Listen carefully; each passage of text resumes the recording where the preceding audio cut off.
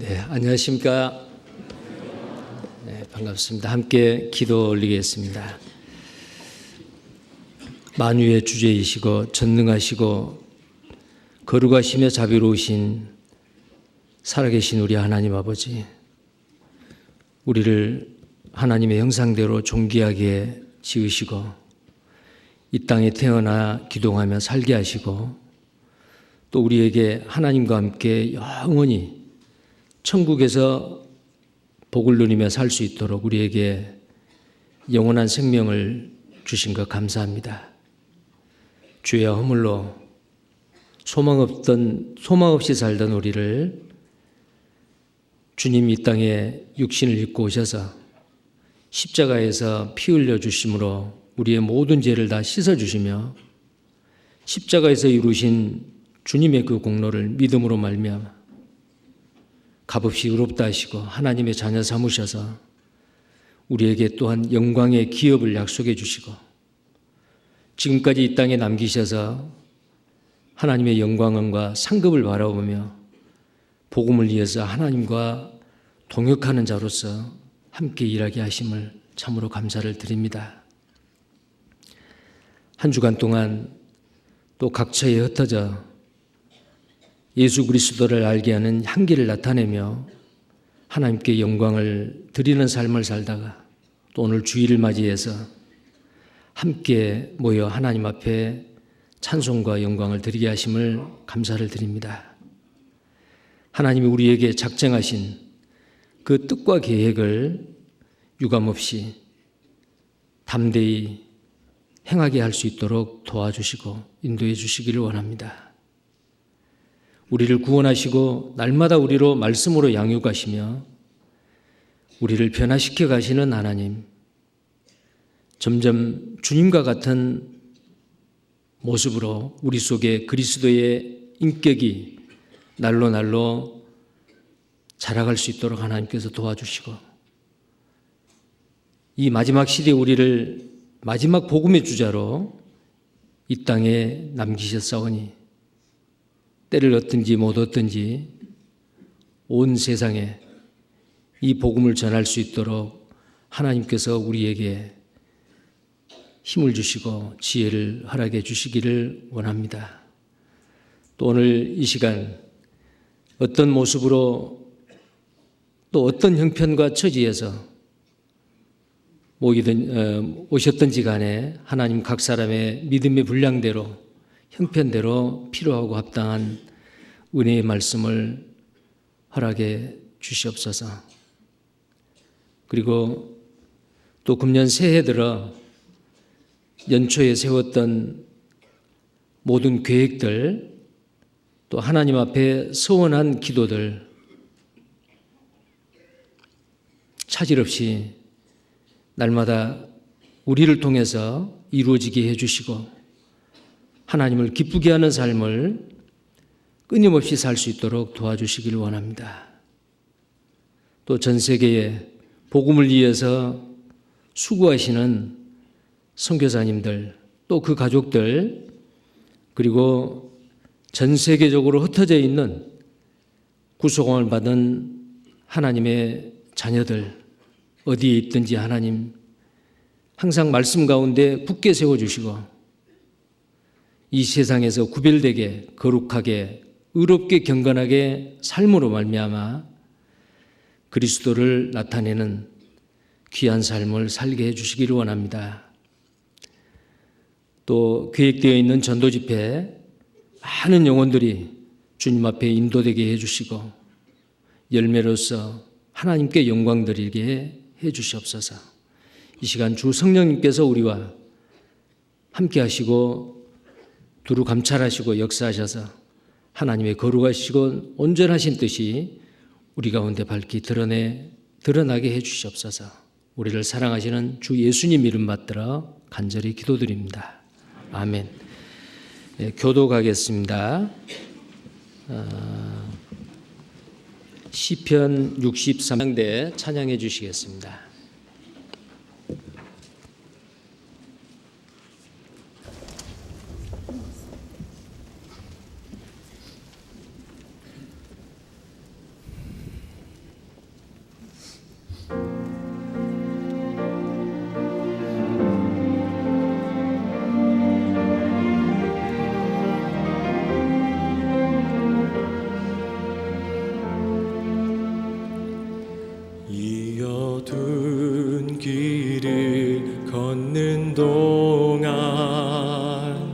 그대 놓지 말아야 할 등불이죠.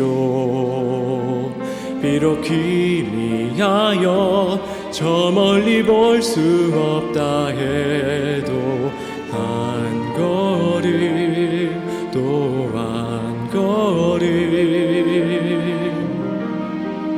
그곳에 더 가까이 거칠은 폭풍 지나는 동안 우리 자라난 또 하나가 됐죠. 간절한 믿음은 이미 그곳에 먼저 가 소망을 다 내리죠. 내 눈에 아무 증거 보이지 않아도 내 귀에 아무 소리 들리지 않아도 주의 부르심에 소망을 따라 그 깊으신 뜻 함께 이뤄가리.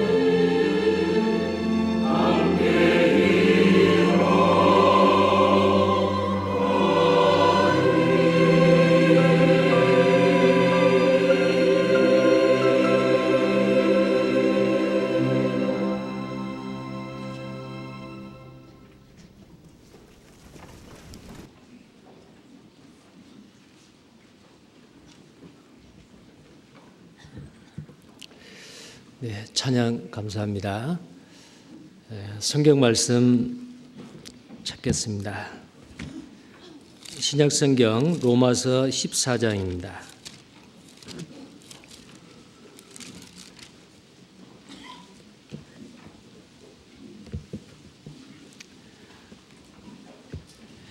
로마서 14장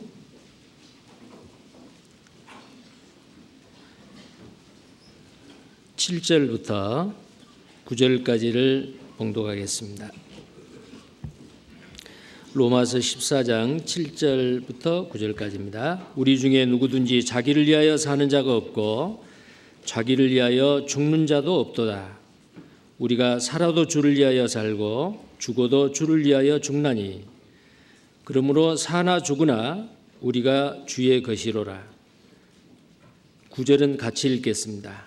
이를 위하여 그리스도께서 죽었다가 다시 살으셨으니 곧 죽은 자와 산 자의 주가 되려 하심이니라. 오늘 함께 교제할 말씀은 로마서 14장 방금 읽었던 이 말씀입니다. 오늘 그 설교 주제로는 제목으로는 주가 되신 예수 그리스도, 주가 되신 예수 그리스도, 이런 제목으로 오늘 이 말씀으로 교훈을 받기를 원합니다. 우리가 연초에 동계수련회를 가졌고 또 개인적으로 가정적으로 또 여러 부서별로 또 교회적으로 많은 계획들을 세우고 있을 겁니다. 금년에는 이런 일들을 꼭 이루리라라고 소원하고 기도하셨을 겁니다. 근데 벌써 17일째입니다. 혹시 연초에 세웠던 그런 계획들, 다짐들이 작심삼일은 안 되었는지 모르겠습니다. 그런 일은 없으리라고 생각을 합니다. 그렇다면은 작심삼일도 3일 만에 한 번씩 계속하면 아마 1년 내내 그 계획하신 일들이 이루어지리라고 생각을 합니다. 물론 그렇다고 내 의지가 강해서 내가 노력한다고 하나님이 나를 통해서 이루고자 하시는 그 일이 다 이루어지는 건 아닙니다. 많은 분들이 그런 좋은 계획을 세우고 결심을 하는데도 정말 이루지 못하고 또 해마다 열매 없는 생활을 반복하는 그런 경우가 있을 수 있습니다. 포도나무에 열매 없는 무화과나무가 3년째 열매를 맺지 않았는데 포도원 주인이 그 무화과나무를 포도원 관리인에게 찍어버리라. 열매 맺지 못한 나무를 찍어버리라.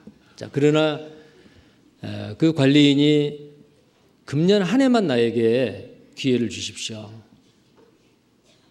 금년에는 잘 관리를 해서 열매가 맺게 하겠는데 그래도 열매를 맺지 않으면 그때 찍어버리소서. 우리가 하나님 앞에 영광을 드리는 삶을 사는 게 그리스도인의 삶입니다. 근데 그 영광은 무엇보다도 풍성한 과실로서 아버지께 영광을 드리는 게 요한복음 15장에 그렇게 말씀하고 있습니다. 풍성한 과실로. 하나님은 우리를 통해서 과실을 맺기를 원합니다.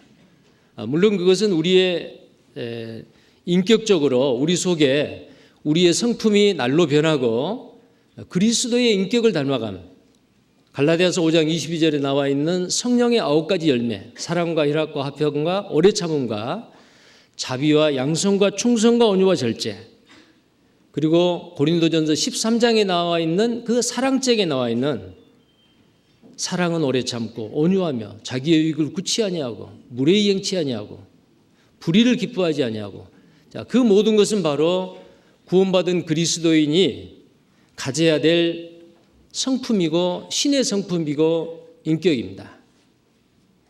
물론 그것은 하루아침에 되는 것이 아니고 주님 앞에 서는 그 순간까지 날마다 나를 쳐서 복종시키고 내 속에서 나를 변화시키기를 원하시는 주님의 뜻에 순종하고 복종함으로 내 속에서 그리스도의 인격이 점점점 자라가게 되어 있습니다.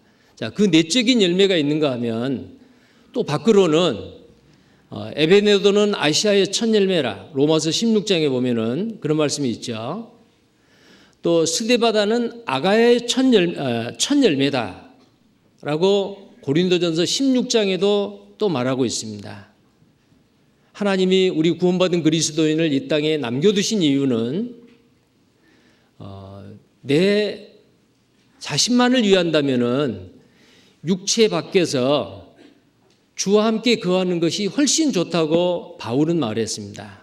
사도 바울은 그렇게 말씀하셨습니다. 그러나 내가 육체 가운데 거하는 것은 나를 위함이 아니고 너희를 위함이라. 자, 왜 우리가 이 땅에 살아 있습니까? 나를 통해서 전도받고 구원받아야 될 죽어가는 영혼들이 기다리고 있습니다. 그리고 나를 통해서 양육이 되고 나를 통해서 세워져야 될 약한 지체들이 있습니다. 자, 우리는 그 두 가지 일이 이 땅에서 해야 될 가장 큰 일입니다. 마태복음 28장 18절 이하에도 예수님께서 제자들에게 말씀하셨습니다. 너는 가서 모든 족속으로 제자를 삼아 아버지와 아들과 성령의 이름으로 세례를 주고 전도지요. 그리고 내가 너희에게 분부한 것을 가르쳐 지키게 하라. 양육입니다. 자, 전도와 양육, 그리고 전도와 사람을 세우는 일, 이보다 더 중요한 일은 우리에게 없을 겁니다. 자, 그 일을 위해서 우리가 이 땅에 나와 있습니다. 그래서 금년 한 해 지금까지 구원받고 난 이후에 지금까지 나를 통해서 정말 하나님께 영광을 드리고 하나님의 선하신 뜻이 나를 통해서 나타나야 되는데 자기의 삶을 돌아보면은 아마 만족하다라고 생각하는 분들이 많지 않으실 거예요. 그래서 금년 2016년도에는 지금과 같이 살아서는 안 되지. 내 생애에 최고의 해, 최선의 해를 장식했으면 좋겠다. 아마 그런 마음으로 이번 동계수련회 그리고 연초 아직 1월이 지나지 않았는데요.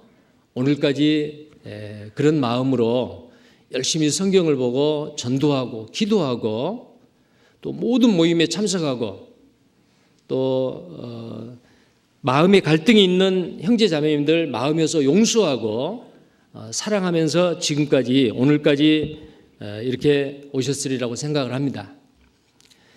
자, 그런데 그런 일들을 하나님의 뜻을 나를 통해서 나타내기를 원하는데 많은 분들이 이렇게 탄식을 합니다. 내 속에 원하는 건 있는데 선을 행하고자 하는 그 마음은 간절한데 오히려 원하는 선은 행치 아니하고 오히려 죄를 짓게 된다. 죄라고 하니까 어떤 큰 도덕적인 윤리적인 죄 그것만 생각하시면 안 되겠습니다. 믿음으로 하지 않는 모든 것은 죄니라. 로마서 오늘 읽은 그 14장 제일 마지막 부분에 보면은 23절에 믿음으로조차 하지 아니한 용고라 믿음으로조차 하지 아니하는 모든 것이 죄니라라고 말씀을 하셨고 또 선을 행할 줄 알면서도 행치 아니하는 것은 죄니라. 꼭 나쁜 일을 내가 저지르고 행하는 것만 죄가 아니고 마땅히 해야 될 일을 내가 안 하고 있다. 그것도 죄잖아요. 자, 그런데 정말 그 선한 일을 하고 우리를 구속하신 것은 선한 일에 열심하는 친백성이 되게 하기 위해서 우리를 구속해 주셨는데 나는 그 선한 일을 하고 있는가? 나는 정말 하나님 앞에 선한 열매를 맺고 있는가? 자, 이것은 바로 아주 중요한 문제입니다. 신앙생활은 싸움이라고 말할 수 있습니다. 먼저는 자기 자신과의 싸움이죠. 그리고 세상과의 싸움, 악한 자, 공중권세 잡은 악한 마귀와의 싸움. 자, 또 다른 말로 말하면은 육신의 정욕. 자, 육신의 정욕 자기 자신이죠.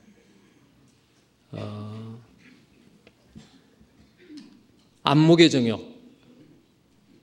또 지혜롭게 할 만큼 탐스럽기도 한 그런 정말 자기가 높아지고자 하는 명예심. 자, 이 모든 것들이 정말 우리가 이 땅에 사는 동안에 싸워야 될 것들입니다.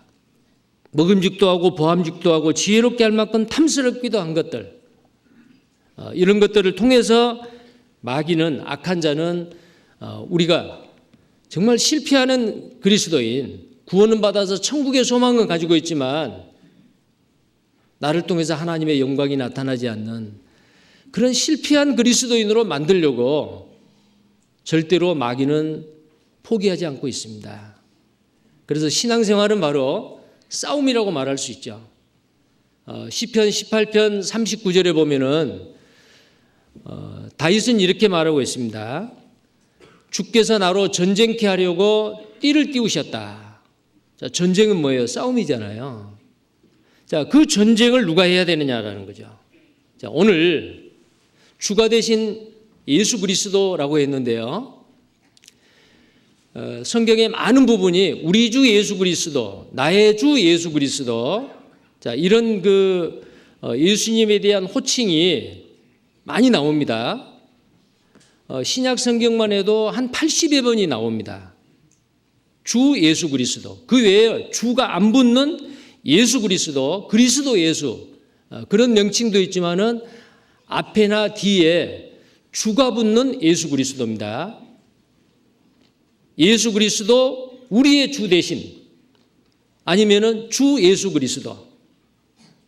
자, 그래서 오늘은 우리의 구세주가 되실 뿐만 아니고 구원받은 그리스도인의 그 삶의 주인이 되기를 원하시고 우리 속에서 우리를 통해서 일하기를 원하신 주님, 자, 그 주님에 대해서 말씀을 드리고 그리고 예수님이 바로 내 인생의 주인이라면 이 성경 가운데 신약 성경만 하더라도 주나 종이라는 말이 많이 나옵니다. 약 130번 이상 나옵니다. 그런데 주나 주님이 있을 때는 반드시 거기에 뭐가 따르냐면은 종이 있습니다. 주가 계시는 곳에는 반드시 종이 있기 마련입니다. 자, 그래서 성경에 오늘 읽은 이 본문 말씀 가운데 이 로마서 14장에도 주인, 주가 굉장히 많이 있는데요. 7절에 보면은 오늘 7절부터 읽었습니다. 우리 중에 누구든지 자기를 위하여 사는 자가 없고 자기를 위하여 죽는 자도 없도다.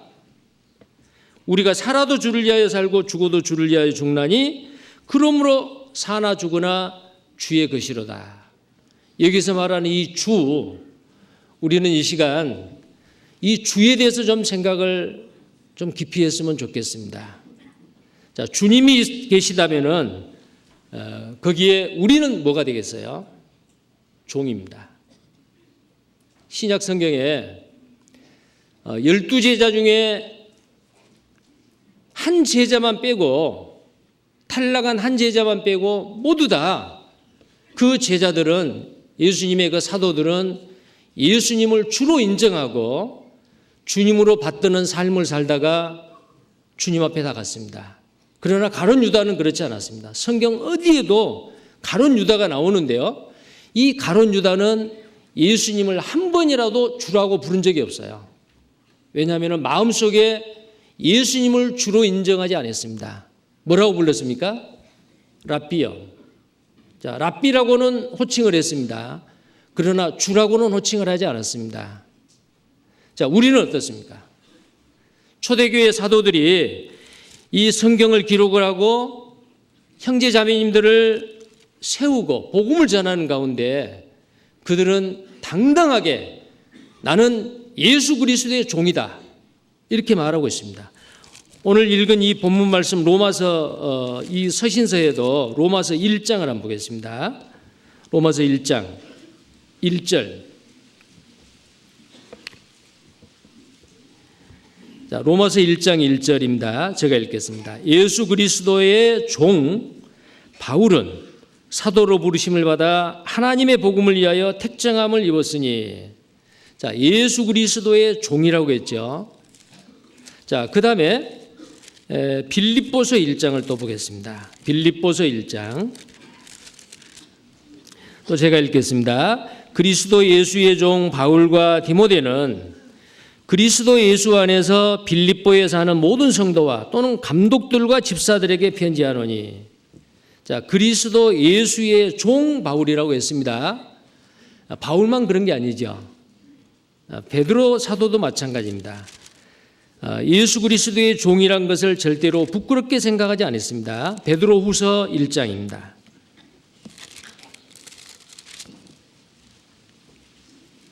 제가 대표적으로 몇 군데만 소개를 하는 겁니다. 베드로후서 1장입니다. 1장 1절 같이 읽겠습니다. 예수 그리스도의 종과 사도인 시몬 베드로는 우리 하나님과 구주 예수 그리스도의 의를 힘입어 동일하게 보배로운 믿음을 우리와 같이 받은 자들에게 편지하노니, 예수 그리스도의 종이라고 수제자 베드로도 그렇게 말하고 있습니다. 그리고 예수님의 육신적인 동생이고 또 성경을 기록했던 유다입니다. 가룟 유다가 아니고 예수님의 동생 유다입니다. 그 예수님의 동생 유다도 예수님을 우리 형님 그렇게 말 안 했습니다. 예수님을 주라고 생각하고 자기는 종이라고 말한 거예요. 자, 유다서 1장 1절 보겠습니다. 유다서 1장 1절입니다. 예수 그리스도의 종이요 야고보의 형제인 유다는 부르심을 입은 자곧 하나님 아버지 안에서 사랑을 얻고 예수 그리스도를 위하여 지키심을 입은 자들에게 편지하노라. 여기 유다도 예수 그리스도의 종이요 야고보의 형제인 유다는 이렇게 말하고 있습니다. 아주 종이라는 것을 당당하게 말하고 있습니다. 종이 있으면 그 주인이 있어야겠죠. 주인이 누굽니까? 우리를 위해서 십자가에 죽으시고 3일 만에 부활하시고 하나님 보좌 우편에 앉아서 우리를 위해서 기도하고 계시는 그 예수 그리스도가 바로 모든 구원받은 그리스도인의 주가 된다는 겁니다. 자, 성경에서 말하는 이 주는 그 헬라 말로 원어예요. 큐리오스라고 되어 있습니다. 또 큐리오스라고만 되어 있는 게 아니고 데스파데스라고 또 되어 있습니다. 두 가지의 그 뜻을 이야기하는데, 자, 거기에는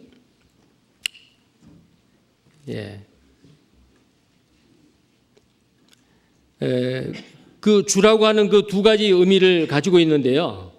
큐리오스라고 하는 것은 주인이다. 자, 주인입니다. 그리고 모든 권한을 가지고 있습니다. 그리고 절대적인 통치권을 가지고 있습니다. 그게 바로 주인입니다.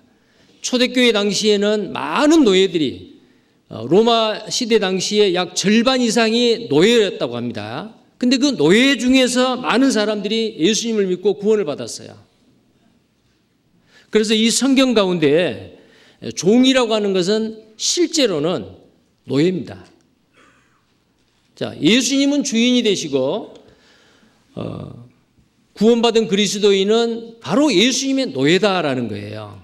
이 종이 영어 성경에는 서번트라고 되어 있는데 또 어떤 곳에는 슬레이브라고 되어 있습니다. 우리가 이 노예나 종은 자기 주권이 없습니다. 가라면 가야 되고 멈추라면 멈춰야 되고 죽으라면 죽어야 됩니다. 그래서 당시에 이 성경이 쓰여지는 초대교회 당시에는 주인과 그 노예와의 그 관계는 아주 불편한 관계. 물론 호의적으로 대해주는 주인도 있었지만은 이 노예를 하나의 그 부속품으로 마음대로 다룰 수 있는 인격을 무시하고 마음대로 물건같이 취급하고 다루었던 그런 신분이었어요. 그런데 예수님이 주인이고 구원받은 그리스도인이 노예고 종이다라고 하는 그 관계는 서로 이렇게 적대적인 관계에 있었던 주인과 노예와의 관계하고는 좀 차이가 있습니다. 그 노예는 기쁨으로 감사함으로 자원함으로 그 주인을 섬기고 복종하는 그 노예도 있었겠지만 눈치가 무서워서 자기에게 돌아올 그 불이익 때문에 어떻게 하든지 그 살아남기 위해서 눈치껏 하는 겁니다. 그러나 예수님은 우리의 주가 되시고 우리의 주인이신데 구원받은 그리스도인과 예수님과의 관계는 그런 적대적인 관계의 주인과 노예의 관계가 아니라는 거예요. 자, 요한복음 15장을 보겠습니다. 요한복음 15장.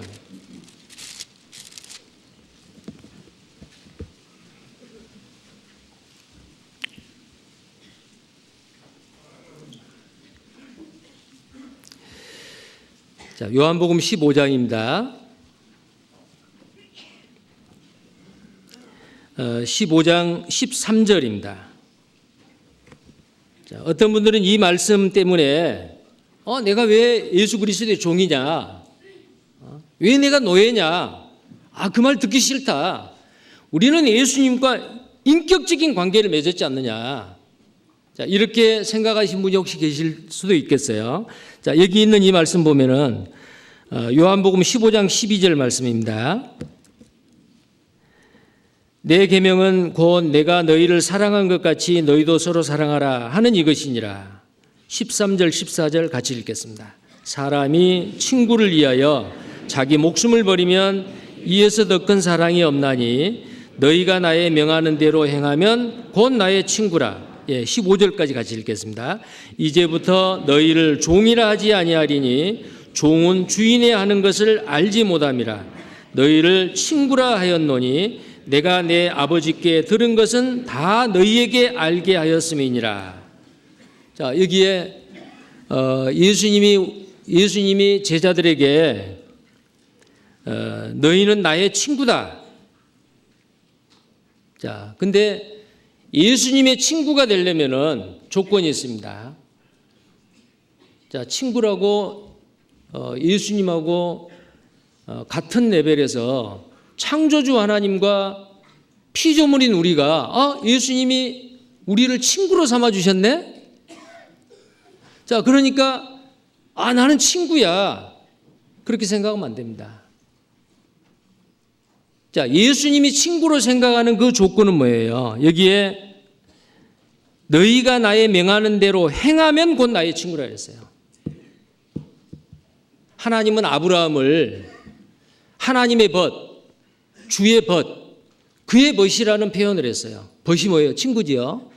아브라함은 하나님의 친구였습니다. 왜 그렇습니까? 아브라함은 하나님의 말씀대로 갈 바를 알지 못했으나 하나님이 명하시니까 갈 바를 알지 못하면서도 지시하는 땅으로 갔어요. 100세 돼서 주셨던 그 이삭이라는 아들을 하나님께서 번제로 바치라니까 따지지 않았습니다. 생각하지 않았습니다. 하나님의 말씀이기 때문에 순종했습니다. 그래서 하나님은 이 아브라함을 하나님의 벗, 주의 벗. 자, 성경 한번 보시죠. 이사야 41장입니다. 이사야 41장.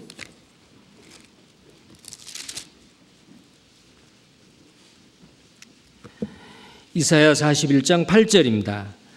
그러나 나의 종 너 이스라엘아, 나의 택한 야곱아, 나의 벗 아브라함의 자손아. 자, 하나님이 하시는 말씀이죠.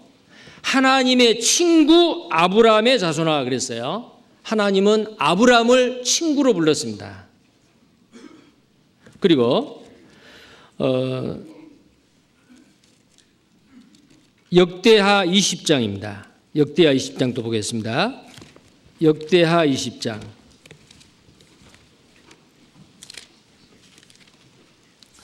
역대하 20장 7절입니다. 7절 우리 하나님이시여 전에 이 땅 거민을 주의 백성 이스라엘 앞에서 쫓아내시고 그 땅으로 주의 벗 아브라함의 자손에게 영영히 주지 아니하셨나이까. 주의 벗 아브라함입니다. 구약 성경에 주는 로드 모두 다 대문자입니다. 여호와 하나님의 이름을 두려워하고 망령되길까 봐서 그 이름을 부르지 아니하고 주라고 했습니다. 그래서 여기에 하나님입니다. 주의 벗 아브라함, 하나님의 벗 아브라함이다라는 거예요. 신약 성경 야고보서 2장 23절입니다. 야고보서 2장 23절입니다.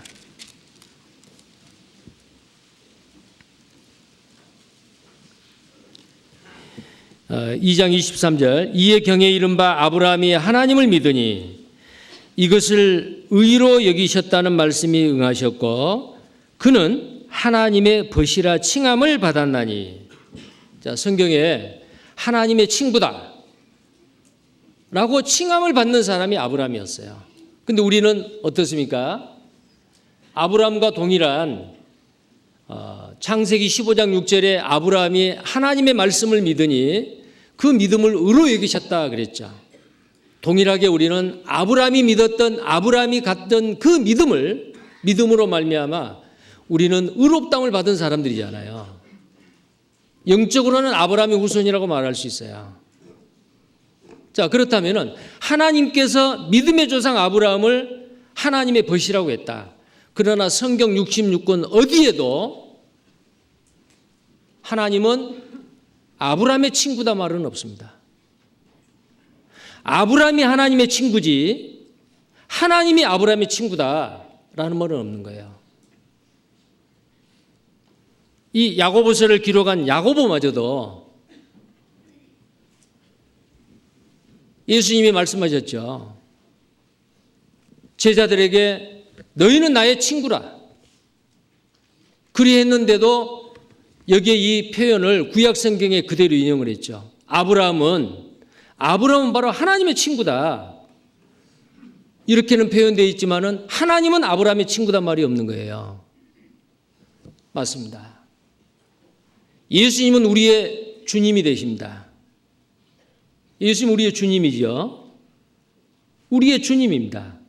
그리고 예수님은 우리의 교회의 머리입니다. 그런데 그걸 서로 상호적으로 우리는 하나님의 친구, 예수 그리스도의 친구고 예수 그리스도는 우리의 친구다. 그 말이 성립이 안 된 거와 성립이 안 됩니다. 왜 그러냐면은 예수님은 교회의 머리다.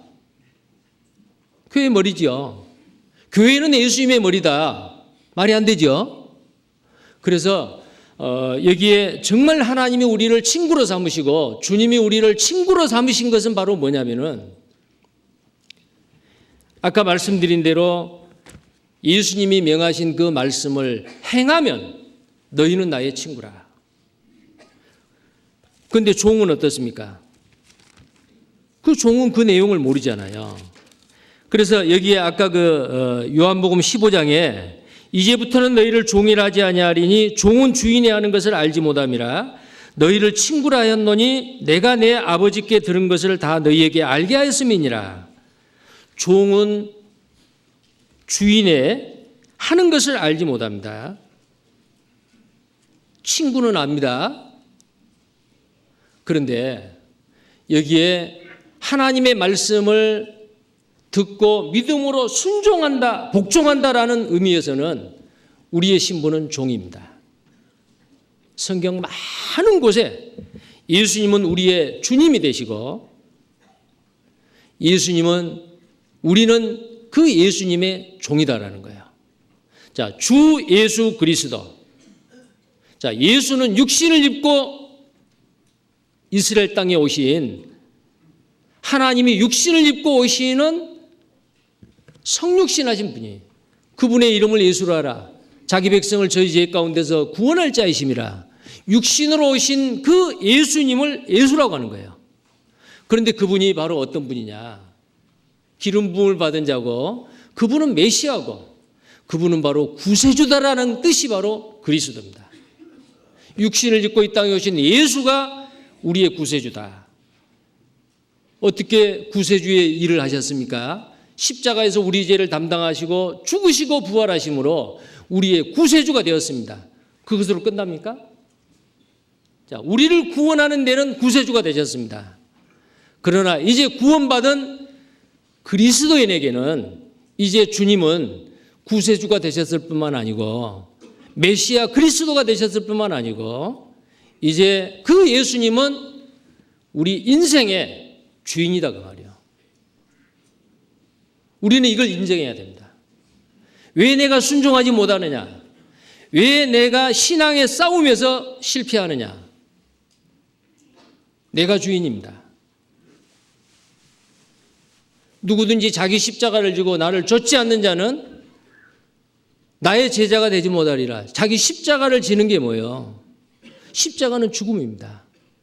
내가 죽고 내 속에서 예수님이 내 주인으로서 사는 것, 그것이 자기 십자가를 지는 거거든요.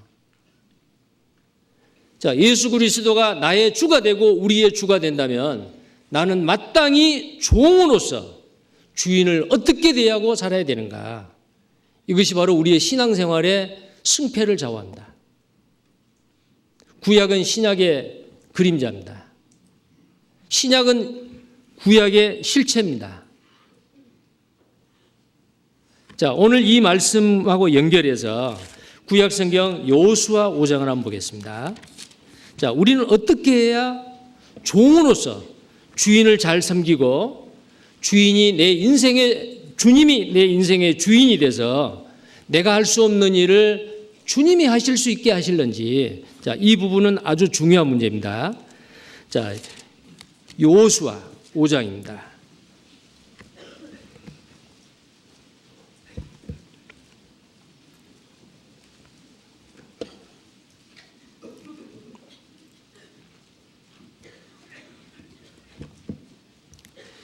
자, 여호수아 5장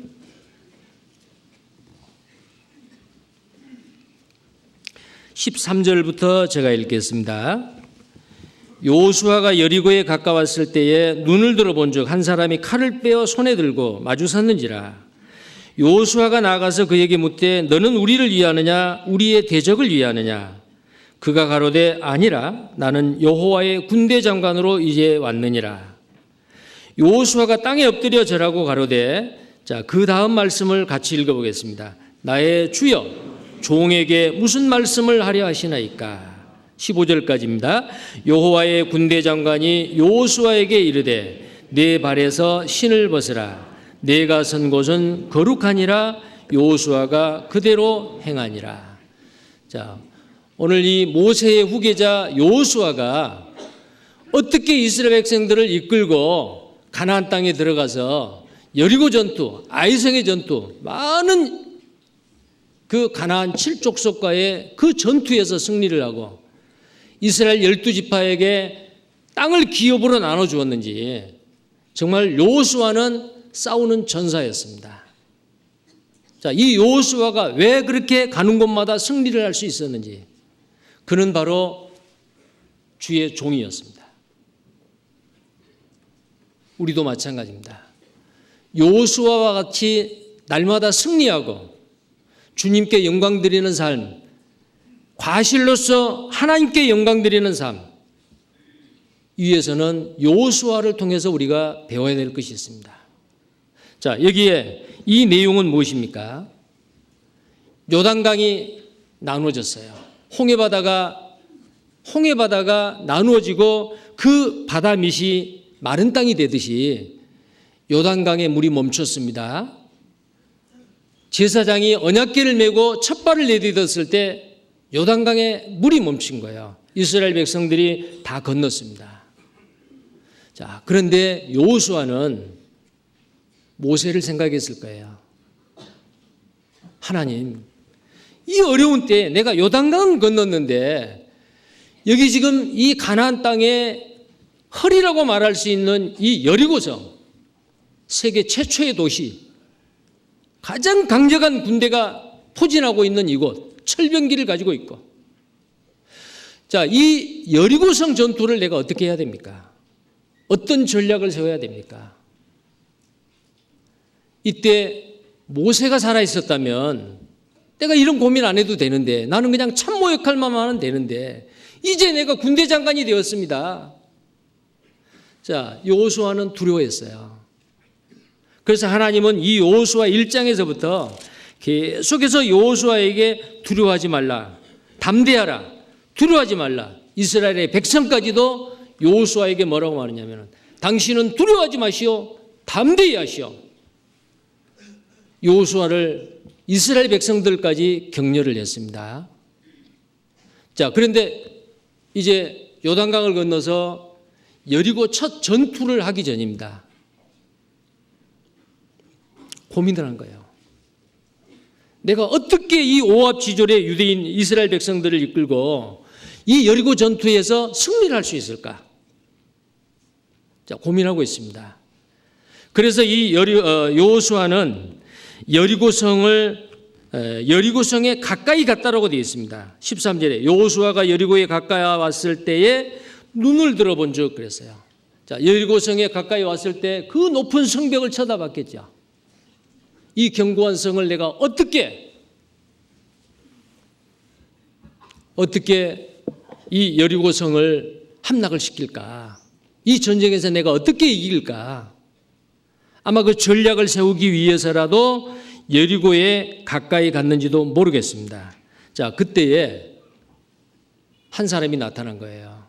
자, 그 한 사람이 누구냐면은 한 사람이 칼을 빼어 손에 들고 마주섰다라고 되어 있습니다. 여호수아가 나아가서 그에게 물었습니다. 너는 우리를 위하느냐 우리의 대적을 위하느냐? 그 칼을 빼서 들고 있는 그분이 누구인지를 모르는 거예요. 너는 적군이냐 아군이냐? 우리를 위함이냐 대적을 위함이냐? 자, 이렇게 물었습니다. 자, 그때에 그 칼을 빼드는 사람이 이렇게 대답합니다. 그가 가로되 아니라 나는 여호와의 군대 장관으로 이제 왔느니라. 자, 여호와의 군대 장관이에요. 하나님은 항상 이스라엘 백성을 출애굽시켰지만 항상 이스라엘 민족보다 더 앞서 행하신 분이요. 이 여리고 전투도 마찬가지입니다. 여호수아가 고민을 하고 걱정하고 두려워 떨고 있지만 하나님께서는 내가 싸워주겠다는 거예요. 내가 싸워주겠다. 이 여호와의 군대 장관이 누구겠어요? 주님입니다. 예수님이요. 육신을 입고 이 땅에 오셔서 우리를 구속하기 위해서 십자가에 죽으시고 부활하시기 전에 이스라엘 땅에 성육신 하기 전에 구약 성경에 가끔 그 예수 그리스도가 현현하셨어요. 아브라함에게도 나타났습니다. 아브라함이 장막에 있을 때 세 사람이 나타났어요. 그 중에 한 사람은 바로 예수님이요. 그래서 성경에 뭐라고 되어 있습니까? 아브라함은 보고 기뻐했다. 아브라함은 바로 나를 보고 기뻐했다. 예수님이 그렇게 말씀하셨죠. 서기관과 바리새이들은 예수님을 비난했습니다. 네가 나이가 50도 안 됐는데 네가 아브라함보다 더 낫느냐? 그렇다. 나는 아브라함이 있을 때 내가 있느니라. 있었다가 아니죠. 천지 만물을 창조하신 창조주 절대자가 육신을 입고 이 땅에 오신 분이 예수 그리스도잖아요. 아브라함은 봤다고 돼 있어요. 구약 성경에 많은 선지자들이 천사가 나타나기도 하고 하나님의 사자가 나타나기도 하고 그때에 예수님이 나타난 경우가 있습니다. 아브라함에게 창세기 14장에 전쟁에서 승리하고 돌아왔을 때에 멜기세덱이라고 하는 족보도 없고 부모도 없는 그 멜기세덱의 제사장 살렘 왕이 나타나서 아브라함을 축복하고 떡과 포도주를 주고 아브라함에게 11조를 받았던 사건이 나오죠. 그 멜기세덱인 그분이 누구요? 예수님입니다. 여호수아에게 나타나시는 이 군대 장관 예수님입니다. 자, 이 예수님 앞에서 여호수아는 뭐라고 고백을 합니까? 땅에 납작이 엎드렸습니다. 절을 하면서 말하기를 주여 종에게 무슨 말씀을 하려 하시나이까? 여호수아는 군대 장관에서 이제는 진짜 군대 장관 주님이 나타나셨기 때문에 나는 종입니다. 주인이시여 절대적인 우주를 통치하시는 만유의 주제이신 그분 앞에서 나는 종입니다 라고 고백할 수밖에 없는 겁니다.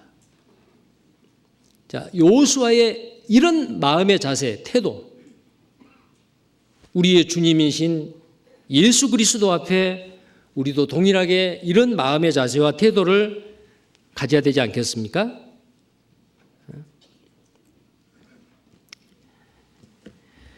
자, 여기 보면은 오늘 이 말씀, 이 여호수아 5장에 있는 이 말씀을 보면은 여호수아는 주님을 만나리라고는 생각을 못한 거예요. 근데 주님이 여호수아에게 먼저 찾아왔습니다. 우리에게도 마찬가지야. 우리가 주님을 먼저 찾은 것이 아니죠. 주님이 우리를 먼저 찾아오셨습니다. 우리가 주님을 사랑하는 것이 아니고 주님이 먼저 우리를 사랑하셨습니다. 주님은 우리를 먼저 찾아와 주시는 분이에요. 자, 빌립보서 2장 6절을 보겠습니다. 빌립보서 2장 6절.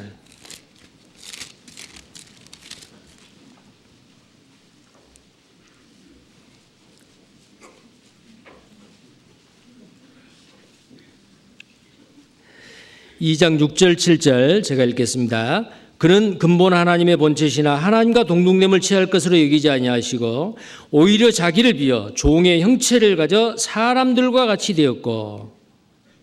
자, 예수님이 우리가 원하시기도 전에 먼저 예수님께서 육신을 입고 사람의 모양으로 이 땅에 오셨다라는 겁니다. 자, 누가복음 7장을 또 보겠습니다. 누가복음 7장입니다. 누가복음 7장 11절부터입니다.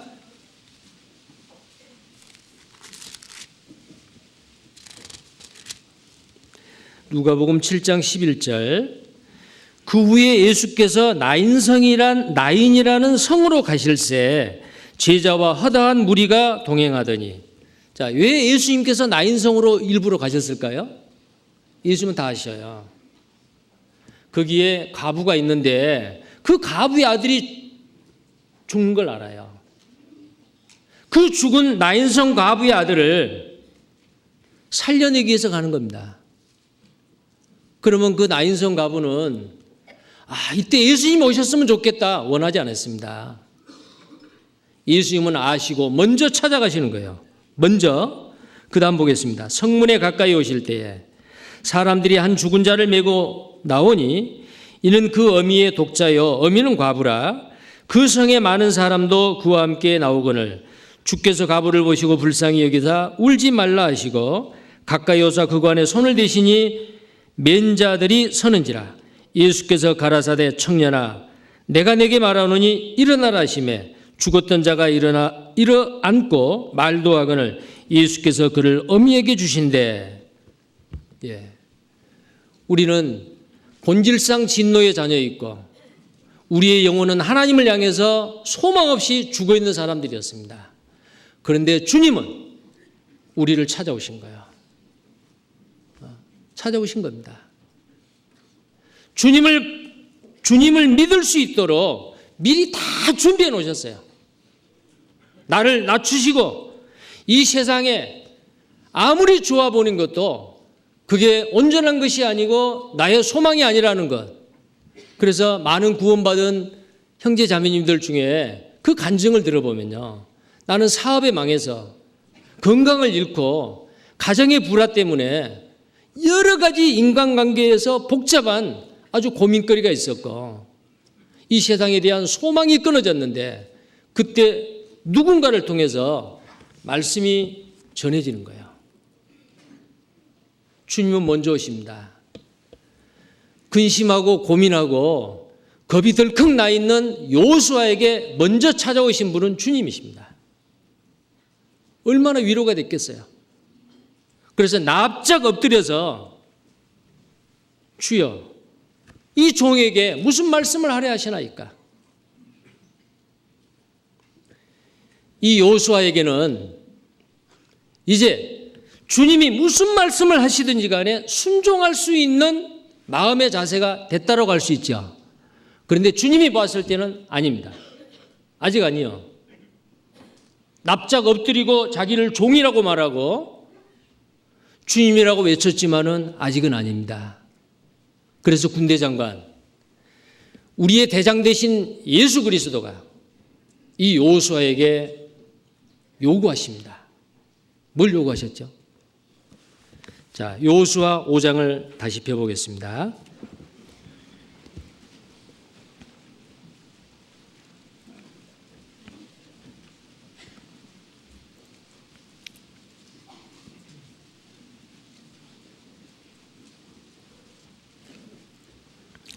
여호수아 5장 15절 말씀입니다.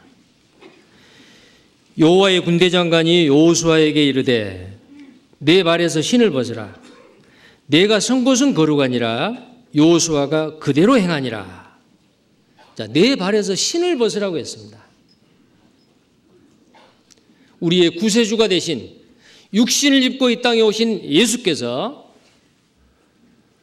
우리의 모든 죄를 다 담당하시고 십자가에 죽으시고 3일 만에 부활하셔서 나의 구세주가 되시고 그 성령님 믿는 순간에 내 속에 들어오셔서 예수 그리스도의 영이 내 속에 들어오셔서 내 인생의 주인이 되기를 원하십니다. 이제 구원받은 그리스도인의 모두에게 이 속에, 우리 속에, 육체 속에 주님의 영이 오셨습니다. 근데 그 주님은 내 인생의 주인이 되기를 원하세요.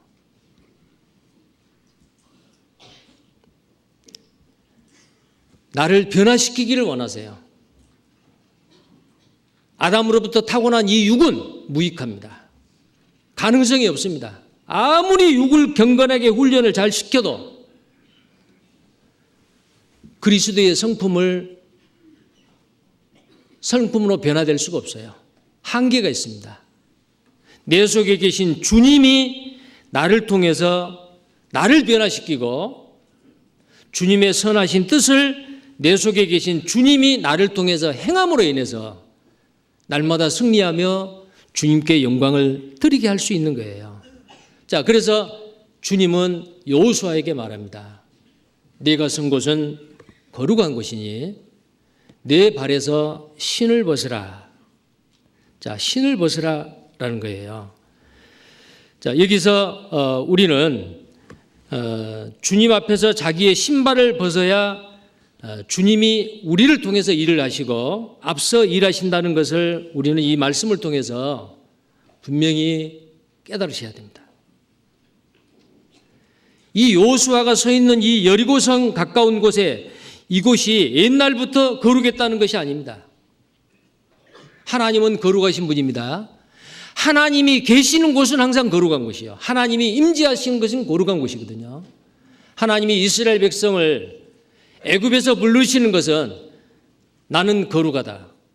내가 너희를 부르는 것은 내가 너희 가운데 거하기 위함이라. 내가 거룩하니 너희도 거룩하라.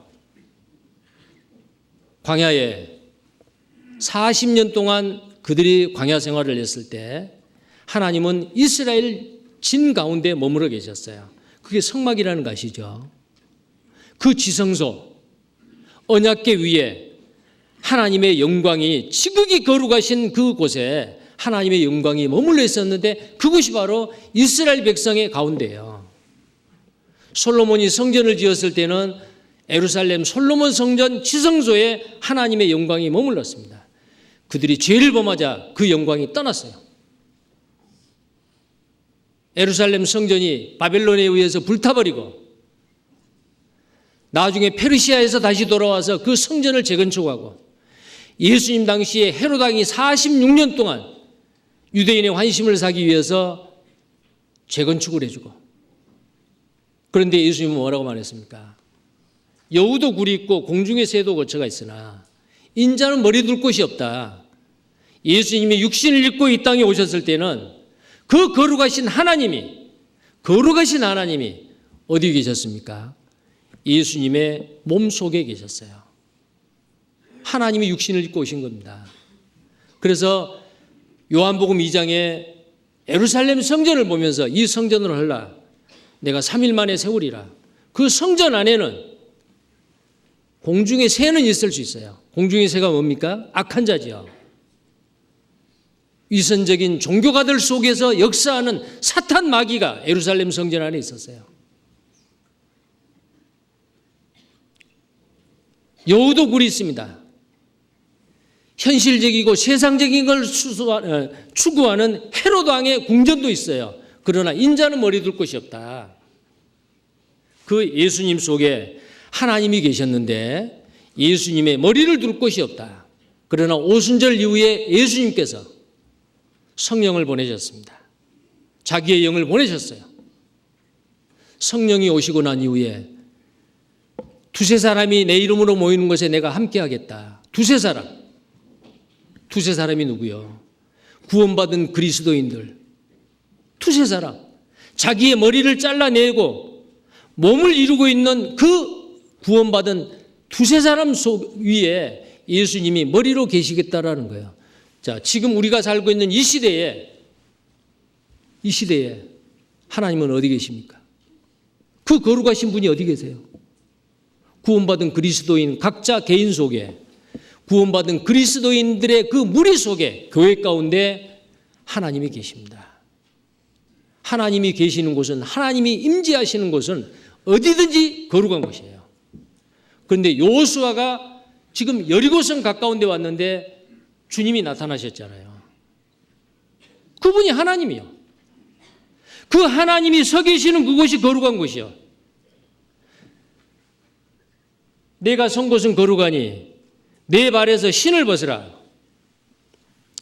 이 신을 벗는다는 건 어떤 의미가 있을까요? 당시에 팔레스타인이나 에집트에서요, 왕 앞에나 주인 앞에서의 종이나 노예는 신발을 신지 못했습니다. 신발 벗어야 돼요. 그래서 이 신발을 벗는 그것은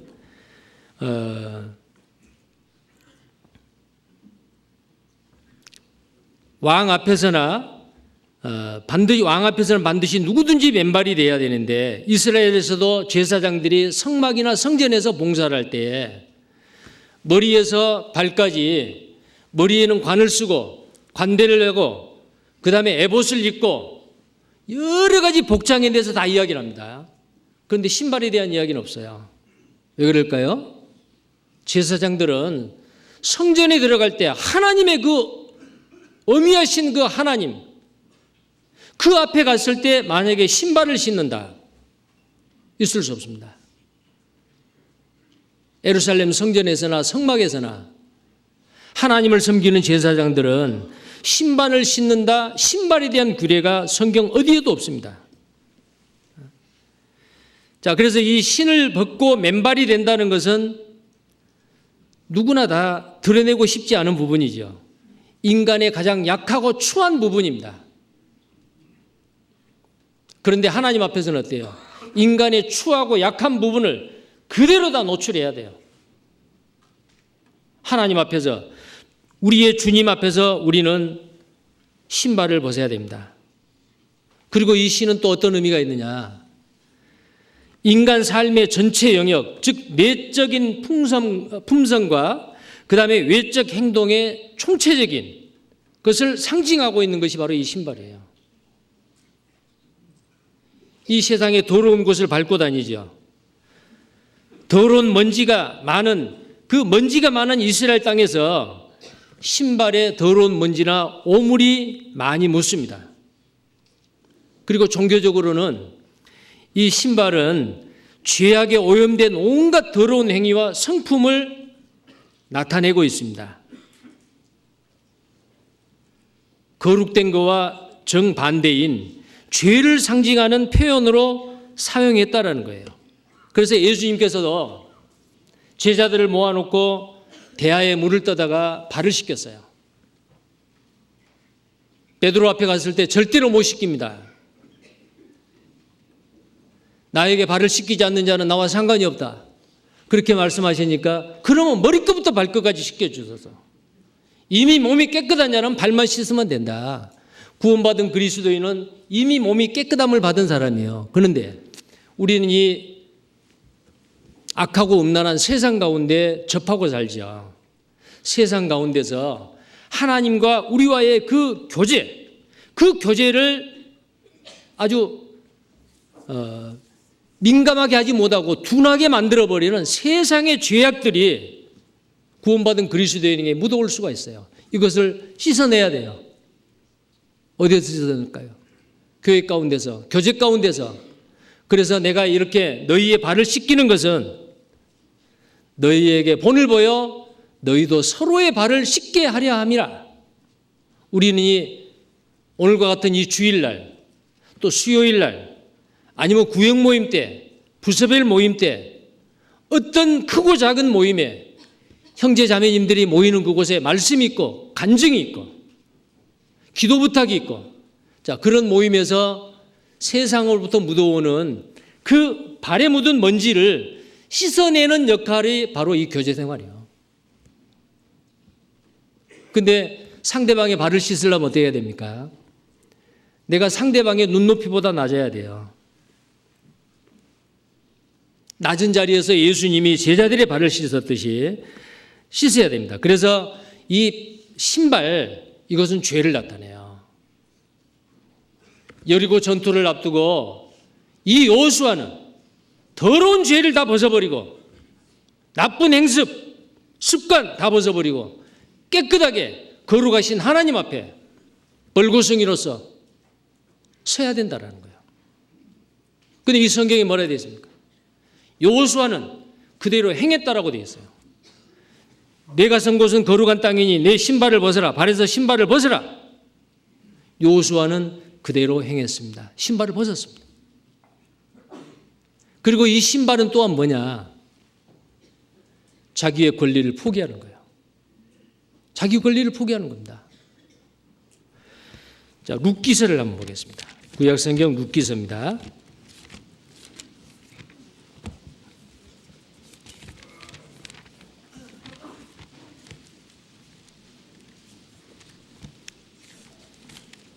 사사기 다음에 룻기입니다.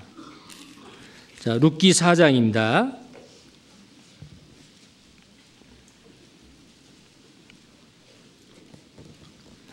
룻기 4장 6절부터 제가 읽겠습니다. 그 기업 물을 자가 가로되 나는 내 기업에 손해가 있을까요? 나를 위하여 무르지 못하노니 나의 물을 권리를 내가 취하라. 나는 무르지 못하겠노라. 옛적 이스라엘 중에 모든 것을 무르거나 교환하는 일을 확정하기 위하여 사람이 그 신을 벗어 그 이웃에게 주더니 이것이 이스라엘에 증명하는 전례가 된지라. 이에 그 기업 물을 자가 보아스에게 이르되 내가 너를 위하여 사라 하고 그 신을 벗는지라. 여기 신을 벗는 사건이 나오죠. 보아스 유다 지파입니다. 이방 여인을 시어머니가 믿는 하나님을 믿고 자기 조국을 버리고 이스라엘 땅으로 돌아온 룻이라고 하는 그 현수간 여인입니다. 자, 그 여인하고 결혼하기 위해서 이 보아스가 제시합니다. 근데 보아스보다도 더 가까운 친척이 있는 거예요. 근데 그 사람이 만약에 그 권리를 포기하면은 보아스가 그 권리를 얻는 거죠. 물었어요. 그때에 이 기업 물을 자가 내가 손해가 갈 것 같으니까 무르지 않겠다. 내가 이 권리를 보아스 너에게 주겠다. 자, 그 표로서 신발을 벗었다고 되어 있어요. 신발을 벗는 것은 나의 권리를 포기하는 겁니다. 나의 주권을 포기하는 거예요. 나는 종입니다. 노예입니다. 권리를 포기하는 거예요. 여호수아는 이 군대 장관이 나타나기 전에는 자기가 군대 장관으로 착각을 했던 거예요. 내가 어떻게 가나안 칠족속과 전쟁을 하고 내가 어떻게 여리고 전투를 행해야 될까? 어떤 전략을 세울까? 자기가 군대 장관으로 생각을 했던 겁니다. 그런데 실제로 주님이 나타나서 나는 여호와의 군대 장관이라고 했을 때 자기의 군대 장관의 그 권리를 포기한 거예요. 우리도 마찬가지입니다. 나를 구원하시는 예수 그리스도, 그분은 나의 인생의 주님이시기도 한다. 나에게 주권이 있는 게 아니고 내 속에 계시는 주님이 내 인생의 핸들을 잡아야 됩니다. 그 주님이 내 인생에 항상 앞서서 행하십니다. 나를 변화시키기를 원합니다. 그런데 많은 그리스도인들이 예수 그리스도가 나의 주님이 되신다라는 것을 순간순간 인정하지 못하고 내가 주인이다라고 그 권리를 붙잡고 있는 경우도 있습니다. 자, 여기에 여호수아에게 신발을 벗으라라는 그 말과 동일하게 모세를 하나님께서 40년 동안 미디안 광야에서 훈련시키고 난 다음에 이제는 됐겠다. 물론 하나님이 보았을 때는 다 알았죠. 40년 전에 하나님이 이스라엘 백성을 구원할 그 도구로는 아직 미달이요. 그래서 40년 동안 미디안 광야에서 하나님의 학교에서 훈련을 시켰어요. 그런데 훈련이 잘 됐는지 안 됐는지 통과할 시험이 있어요.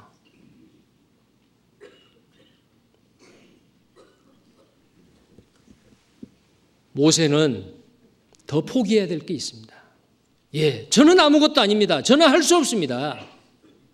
하나님이 나를 통해서 항상 앞서 행하시면 제가 따라가겠습니다.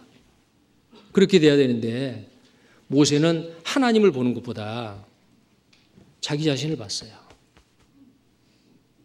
하나님이 떨기나무 불꽃 가운데 나타나셨습니다. 모세야, 네가 선 곳은 거룩한 곳이니 네 발에서 신을 벗어라. 여호수아에게 했던 말 똑같이 그 전에 미디안 광야 떨기나무 불꽃으로 나타나셔서 이 모세에게 명령을 하셨습니다. 그런데 성경에 여호수아는 명하신 대로 행했다라고 되어 있잖아요. 근데 모세는 신발을 벗으라 그랬는데 벗었는지 안 벗었는지 성경에 기록이 안 되어 있습니다. 자, 출애굽기 3장을 보겠습니다. 출애굽기 3장입니다.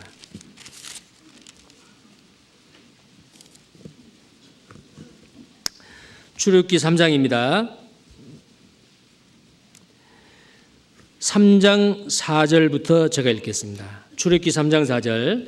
여호와께서 그가 보려고 돌이켜 오는 것을 보신지라 하나님이 떨기나무 가운데서 그를 불러 가라사대 모세야 모세야 하시매 그가 가로되 내가 여기 있나이다. 하나님이 가라사대 이리로 가까이 하지 말라. 너의 선 곳은 거룩한 땅이니 네 발에서 신을 벗으라. 또 이르시되 나는 내 조상의 하나님이니 아브라함의 하나님 이삭의 하나님 야곱의 하나님이니라.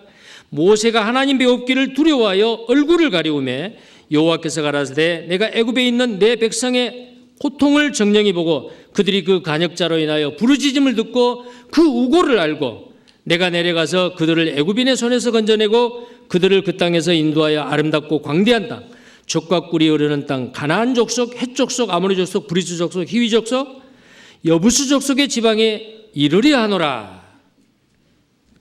자, 하나님은 모세를 통해서 이스라엘 백성을 구원하시겠다는 거예요. 그리고 신발을 벗으라 그랬죠. 근데 벗었단 말은 없죠. 자, 안 벗은 것 같아요. 왜 그러느냐? 만약에 신발을 벗었다면은 저는 오직 하나님만 보고 하나님 시킨 대로 제가 따라가겠습니다. 그 말 안 듣는 이스라엘 백성들 내가 어떻게 대장이 되고 내가 어떻게 구원자가 되겠습니까? 하나님이 함께 하신다면은 전능하신 하나님, 앞서 행하신 하나님 내가 따라가겠습니다. 그러고 가야 될 거 아니에요. 그런데 가라 그랬습니다. 그런데 모세는 7번이나 하나님 앞에서 뻗친 거예요. 이렇게. 11절 보겠습니다. 11절 모세가 하나님께 고하되 내가 누구간데 바로에게 가며 이스라엘 자손을 애굽에서 인도하여 내릴까? 내가 누굽니까? 내가 40년 전에는 살인 지명 수배령을 받아서 내가 이 미디안 광야까지 내가 쫓겨왔는데 내 가면은 다시 붙잡힙니다. 내가 어떻게 이스라엘 자손을 애굽에서 인도하여 냅니까? 자, 누구를 본 거예요? 하나님을 본 게 아니고 자기를 본 거예요. 나는 이스라엘 백성을 구원할 수 있는 사람이 아닙니다. 그럼 하나님을 보시면은 나는 알 수 없어도 하나님은 능치 못함이 없는 전능하신 그 하나님을 만약에 확실히 믿는다면 이해 가겠습니다. 물론 우리는 여기에서 모세가 첫 번 말했을 때 예 가겠습니다 그러면은 교만할까요? 이렇게 좀 못 가겠다고 해봐야 그래도 좀 그래야 좀 겸손한 마음이 있지. 가라니까 첫 마디에 예 제가 가겠습니다 하면 이거 교만한 게 아니냐 그렇게 생각을 하실지도 모르겠습니다. 제가 오늘 이 말씀을 드린 것은 모세를 결코 낮게 평가하는 게 아니에요. 모세도 인간입니다. 모세라는 사람 속에도 육신이 있습니다. 구원받은 우리 속에 아무리 구원받은 지 오래돼도 내 속에 하나님만을 바라보는 그 믿음보다 내 육신을 바라보는 연약한 그 육이 있단 말이에요. 우리는 이 모세의 이 행동을 통해서 내 속에 있는 그 육을 쳐서 복종시키고 내 속에 계시는 주님이 나의 왕, 나의 주인이 되도록 날마다 이 주권을 이양을 해야 합니다. 그래야 우리가 승리할 수 있어요. 여호수아와 같이.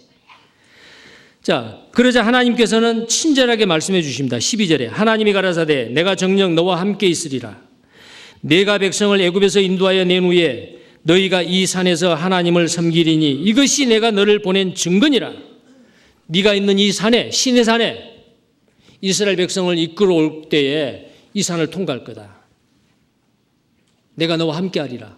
뭐가 두렵느냐? 천지 만물을 창조하신 전능하신 창조주 하나님이 너와 함께 하겠다는데 뭐가 두렵느냐? 가라 그 말이요. 자, 그러면 모세는 가야 될 것인데 13절입니다. 두 번째 하나님 앞에 따집니다. 모세가 하나님께 고하되 내가 이스라엘 자손에게 가서 이르기를 너희 조상의 하나님이 나를 너희에게 보내셨다 하면 그들이 내게 묻기를 그의 이름이 무엇이냐 하리니 내가 무엇이라고 그들에게 말하리까? 이게 이유를 대는 겁니다. 지금 못 갈 이유를. 자, 그러나 하나님께서는 친절하게 설명을 해줍니다. 아브라함의 하나님, 이삭의 하나님, 야곱의 하나님. 하나님은 죽은 하나님이 아니고 사시는 하나님이다. 사시는 하나님이요. 이미 모세에게 말씀을 하셨을 때 아브라함과 이삭과 야곱은 죽었어요. 그런데 하나님은 죽은 자의 하나님이 아니요 산 자의 하나님이요. 살아계시는 그 하나님임을 그에게 말했습니다. 자, 그런데 모세는 이 3장 22절까지 길게 하나님께서 설명을 해 주십니다. 아주 친절하게 설득을 시키는 겁니다. 그런데도 모세는 세 번째로 하나님 앞에 이유를 댑니다. 4장 1절입니다. 모세가 대답하여 가로되 그러나 그들이 나를 믿지 아니하며 내 말을 듣지 아니하고 이르기를 여호와께서 내게 나타나지 아니하셨다 하리이다. 여호와께서 자 여기에 하나님이 나에게 나타나지 않았다고 할 겁니다. 자, 그런데도 하나님은 꼭 참으시고 또 설명을 해 주십니다. 9절까지. 자, 10절을 보겠습니다. 이제 네 번째 또 하나님 앞에 따집니다. 10절 모세가 여호와께 고하되 주여 나는 본래 말에 능치 못한 자라 주께서 주의 종에게 명하신 후에도 그러하니 나는 입이 뻣뻣하고 혀가 둔한 자니이다. 핑계를 대는 거죠. 애굽의 모든 학문과 무술을 익힌 사람입니다. 모세 말 잘합니다. 그런데 모세는 나는 본래 말에 능치 못하고 입이 뻣뻣하고 혀가 둔하다고 핑계대는 거예요. 만약에 모세가 주님 앞에 서 있는 자기는 종이라고 생각했을 때는 어떻게 불순종할 수 있어요? 예, 순종하고 복종하겠나이다. 자, 여기까지도 하나님께서는 또 설명을 해줍니다. 입을 지은 자가 누구냐? 쭉 이야기를 해줍니다. 그런데 모세는 또 다섯 번째로 또 따집니다. 13절, 모세가 가로되 주여 보낼 만한 자를 보내소서. 자, 이쯤 되면은 만약에 여러분이 하나님의 입장이라면 어떻게 하겠어요? 그래서 14절에 여호와께서 모세를 향하여 노를 바라시고 가라사대 레위 사람 내 영 아론이 있지 아니하뇨 그의 말 잘함을 내가 아노라 그가 너를 만나러 나오나니 그가 너를 볼 때에 마음에 기뻐할 것이라 지팡이를 잡고 이적을 행하고 행할지니라 쭉 이야기를 해줘요. 하나님이 화를 냈다 그랬어요. 거룩한 노요. 모세는 겁이 났어요. 그런데도 그 마음속에서는 내가 하나님의 말씀을 믿고 능력을 힘입어서 애굽에 내려가서 내 동족을 구원해 내리라 라는 그런 마음보다도 자기 장인 이드로에게 가서 이렇게 말을 합니다. 이렇게 말해야 되죠.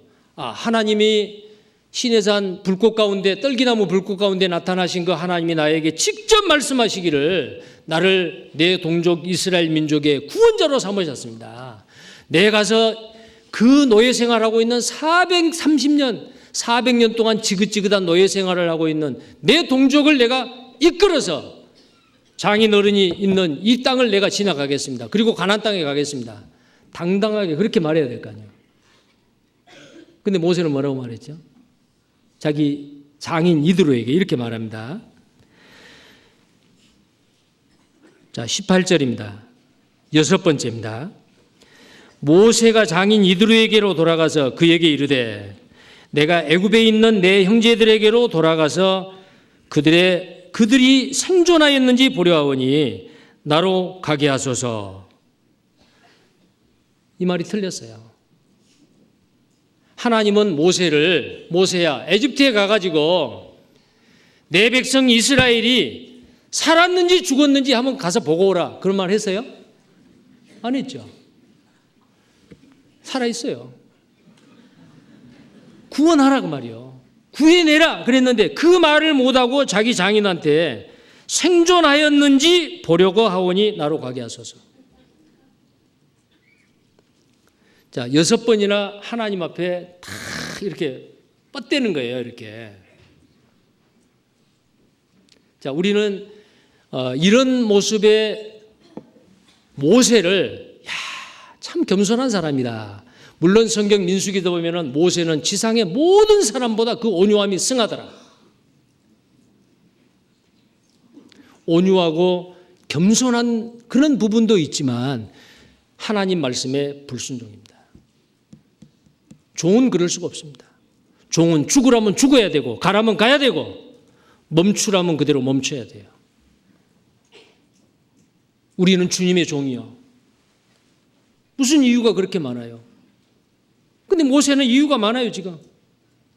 못 갈 이유가. 자, 근데 이 모세 아마 하나님은 그러셨을 거예요. 모세야, 내가 너를 민족의 지도자로 삼기 전에 너는 네 가정의 가장으로서 내 말에 불순종한 게 있다. 아마 틀림없이 그렇게 말했을 거예요. 뭔지 아세요? 엘리에셀과 게르솜이라고 하는 모세의 두 아들이 있었습니다. 그의 아내는 십보라요. 근데 그 두 아들에게 낳은 지 8일 만에 할례를 행해야 된다라고 아브라함에게 약속을 했는데 피의 언약이잖아요. 모세는 자기 아내의 반대로 말미암아 하나님의 말씀을 순종하지 못했어요. 가정도 잘 못 다스리는데 어떻게 교회를, 가정도 못 다스리는 사람이 어떻게 하나님의 일을, 이렇게 생각할 수 있잖아요. 그래서 모세는 그 하나님의 말씀을 순종하기, 애굽을 떠나기 전에, 이 미디안 광야에서 에집트로 내려가기 전에 먼저 자기 아들에게 할례를 시켰을 겁니다. 그런데 그 할례를 시킬 때 다 커가지고 할례를 시키니까 얼마나 아프겠어요. 마취약도 없었는데. 그 아주 막 외치는 그 아들, 큰아들의 그 할례 장면을 바라봤던 그 십보라는 어떻게 했어요? 아마 어쩌면 이랬을 거예요. 둘째 아들은 절대로 못 시킵니다. 저 큰아들 저 고통스러운 모습을 보았지요. 아무리 하나님의 명령이어도 할례 못 시킵니다. 할 수 없이 모세는 둘째 아들까지 할례를 시키지 못하고 이제 에집트를 떠나는 거예요. 자기 가족 데리고. 근데 길을 가다가 어느 숙소에 들어갔어요. 여관에 들어갔습니다. 하나님의 말씀을 불순종하는 이제 7번째 할례를 행해야 되는데 자기 아들에게 할례를 다 행하지 못하는 이 모세를 하나님은 어떻게 하시려고 했죠? 죽여버리려고 했어요. 이건 연극이 아니고 쇼가 아닙니다. 하나님이 실제로 모세를 죽이고 다른 사람을 통해서 이스라엘 백성을 구원할 수도 있어요. 우리는 하나님의 손에, 주님의 손에 들리는 막대기에 불과해요. 하나님 앞에 쓰임받지 못할 그릇은 버리고 다른 그릇을 쓸 수 있어요. 모세가 자격 미달이요. 그래서 성경에 보면은 7번째로 하나님 앞에 불순종한 이 모세에 대해서 34절입니다. 24절입니다. 출애굽기 4장 24절입니다. 제가 읽겠습니다. 여호와께서 길의 숙소에서 모세를 만나사 그를 죽이려 하시는지라. 자, 죽이려 하시는지라. 이건 그냥 이렇게 액션만 취하는 것도 아니고 연극하는 것도 아니고 쇼도 아닙니다. 하나님 왜 그런 일을 하십니까? 하나님이 실제로 모세를 죽이려고 한 거예요. 숙소에서 모세를 만나서 그를 죽이려 하시는지라. 그러자 그의 아내 십보라입니다. 25절.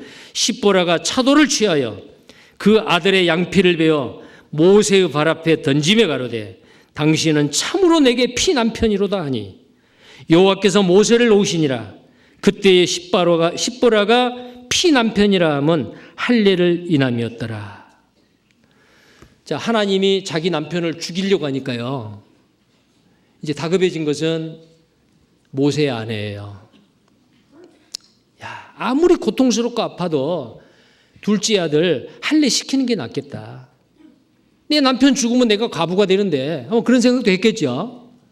그래서 이 차도를 가지고 이제 모세가 한 게 아니고 자기 남편 살리기 위해서 십보라가 모세의 아내가 직접 날카로운 차도를 가지고 둘째 아들의 양피를 베어버리는 거예요. 그리고 피가 질질 흐르는 그 양피 껍질을 모세에다 집어던지면서 당신은 피남편이라. 당신 따라 살면서 이런 아주 끔찍한 일도 본다라고 그랬겠죠. 자, 그런데 어떻게 됐어요? 이제는 순종할 수 있어요. 모세는 애굽으로 내려갔습니다. 이스라엘 백성들을 건져낸 거예요. 구원해낸 거예요. 우리가 이곳에서 이 모세가 하나님의 말씀에 즉각 순종하지 아니하고 자꾸 토를 달고 이유를 다는 이런 모습이 겸손으로만 생각하면 안 됩니다. 누구에게나 이 모세의 이때 이 상황, 구원받은 그리스도인은 누구든지 육이 있기 때문에 하나님의 말씀은 그러하더라도 내 생각은 이렇습니다. 토를 달고 이유를 달고 하나님의 일을 행하는데 머뭇거릴 수가 있다 그 말이야. 그러나 여호수아는 어땠어요? 그렇지 않았습니다. 네 발에 신을 벗어라. 즉각 벗었어요. 그리고 하나님은 여호수아에게 명령합니다. 여리고성 전투 네 걱정하지 마. 내가 군대 장관이야. 네 군대 장관의 그 지휘권을 나에게 이양해. 내가 싸워줄 테니까. 그런 의미죠. 신발을 벗은 것은 자기 권리를 포기하는 거예요. 자기 권리를 포기하는 겁니다. 그리고 주님은 여호수아에게 말합니다. 여리고성을 하루에 한 바퀴씩 6일 동안 6바퀴를 돌라. 하루에 한 바퀴씩. 그게 바로 전투 방법입니다. 마지막 날 7째 날에는 여리고성을 7바퀴를 돌라. 7바퀴를 다 돌고 난 이후에 제사장의 양강나팔 소리와 함께 고함을 지르라. 그리고 여호수아는 이스라엘 백성들에게 다짐을 시킵니다. 여리고성을 13바퀴 도는 동안에는 어느 누구도 입을 열지 말라. 왜 입을 열지 말라고 했을까요? 왜 말하지 말라고 했을까요? 예를 들어서 12바퀴까지 돌았어요. 12바퀴. 13바퀴 한 바퀴 남았죠. 이스라엘 백성들 중에서는 그 더운 곳에서 그 많은 이스라엘 백성들이 한 사람도 빠짐없이 여리고성을 한 바퀴 뺑 돌았다 와요. 여리고성을 쳐다보니까 무너질 기미는 안 보여. 세상에 이런 전투가 어디 있어. 우리가 밧줄을 걸어서 올라가든지 돌멩이라도 던지든지 해야지. 아무 소리도 하지 말고 여리고성을 돌기만 하라는 거예요. 거기에 이스라엘 사람들 각자 생각이 다 있었을 거예요. 이건 아니다. 이래가지고 어떻게 이 여리고성이 무너지겠느냐.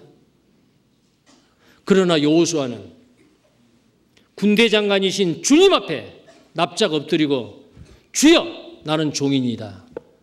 무엇을 말씀하시든지 간에 나에게 이르소서 내가 행하겠나이다. 아니 아직 멀었어. 네 신발 벗어. 예, 신발 벗고 말고 신발 벗었어요. 군대 장관의 자기 권리를 포기했습니다. 이제는 주님이 시킨 대로 할 수밖에 없어요. 아무도 말 못하게 합니다. 만약에 말을 하게 했으면 어떨까요? 불평, 불만 한마디씩만 해도 와글와글 했겠죠. 그러면은 같이 따라가는 사람들은 누군가가 한 사람이 부정적인 이야기를 하면은 그건 쉽게 번져버려요. 뭐 하자. 우리가 주님을 위해서, 복음을 위해서 온 세상에 복음을 전하는 일에서 온전한 헌신을 하자. 이 말보다도요. 핑계대고 이유를 대고 순종하지 못할 그럴듯한 합리적인 인간적인 방법으로 이야기를 할 때 사람들은 거기에 혹하게 돼 있어요. 왜?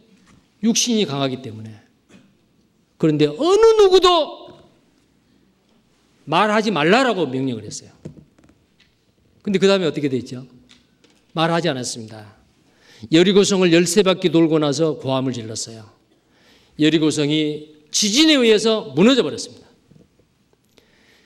그때 당시에 7족속 중에서 여리고가 가장 강해요. 하나님은 일부러 요단강을 건너서 이스라엘 땅 그 가나안 땅에 허리를 쳐버리는 거예요.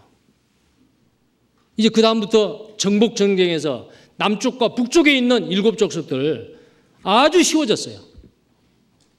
하나님의 방법이요. 우리를 구원하시는 주님은 우리의 구세주가 될 뿐만 아니고 우리의 주님이십니다. 주가 되신 예수 그리스도. 육신을 입고 이 땅에 오셔서 십자가에 죽으시고 부활하신 그 구세주 메시아 그리스도가 내 인생의 주인이고 교회의 머리가 되신다고 말이요. 우리는 그 머리의 뜻을 따라야 됩니다. 내 생각이 아무리 논리적이고 합리적이다 하더라도 말씀이 이렇다 하면은 우리는 말씀 앞에 머리를 숙이고 나를 포기해야 됩니다. 그게 내가 죽는 거예요.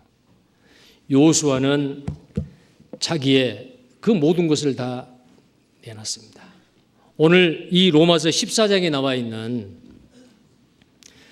자기를 위해서 사는 자도 없고 자기를 위해서 죽는 자도 없도다. 우리가 살아도 주를 위해서 죽어도 주를 위해서 죽나니 거기에 우리가 누구요? 구원받지 않는 이 세상 사람들은 우리가 아닙니다. 그들입니다. 그들은 절대로 주를 위해서 살 수도 없고 죽을 수도 없어요. 온통 이 세상 구원받지 않는 세상 사람은 오직 자기를 위해서 삽니다. 오직 자기를 위해서 죽습니다. 그러나 구원받은 그리스도인 우리는 어때요? 살아도 주를 위해서, 죽어도 주를 위해서 죽나니 사나 죽으나 우리가 주의 것이로다 그랬죠. 주의 것입니다. 왜 우리가 주의 것이에요? 오늘 읽은 본문 말씀 9절에 자, 마지막으로 그 본문 말씀 좀 보겠습니다. 로마서 14장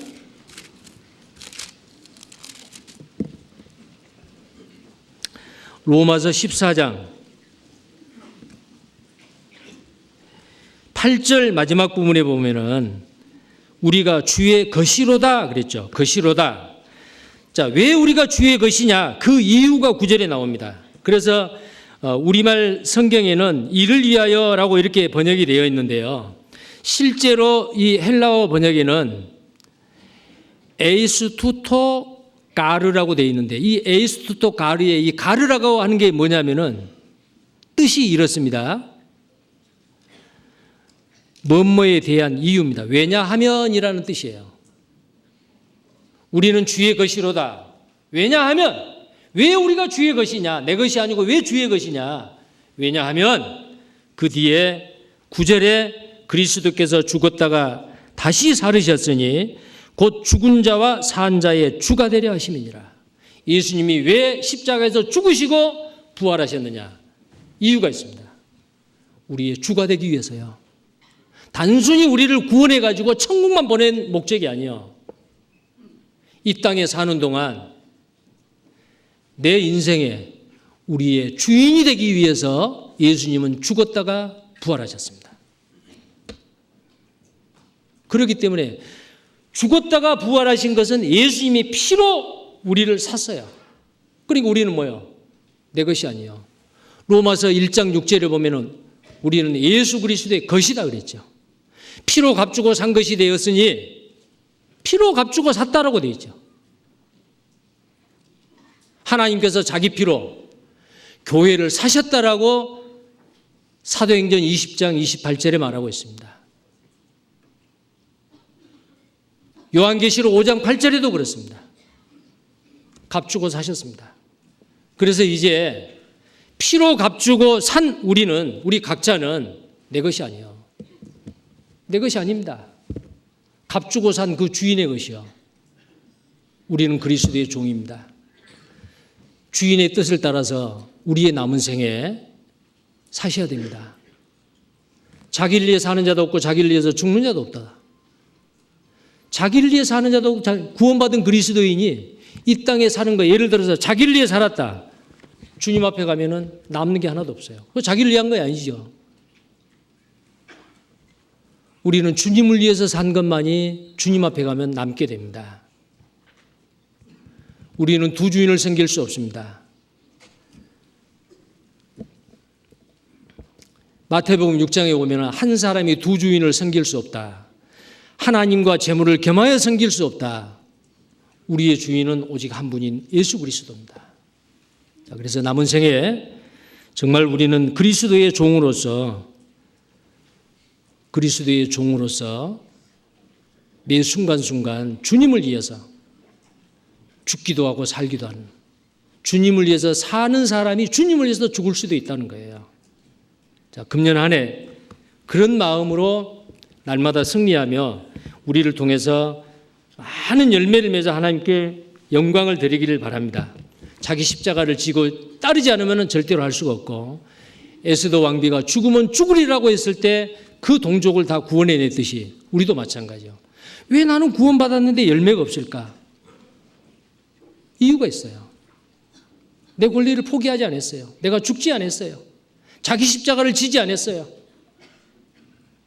자, 그때가 편합니다. 내가 죽을 때 주님은 나를 통해서 일하셔요. 앞서 일하시는 주님이 일할 수 있도록 날마다 죽는 생활, 자기 십자가를 지는, 그리고 날마다 신을 벗는 생활 하셨으면 좋겠습니다. 기도하겠습니다. 거룩하시고 자비로우신 하나님 아버지, 우리를 구원해 주신 것 감사합니다.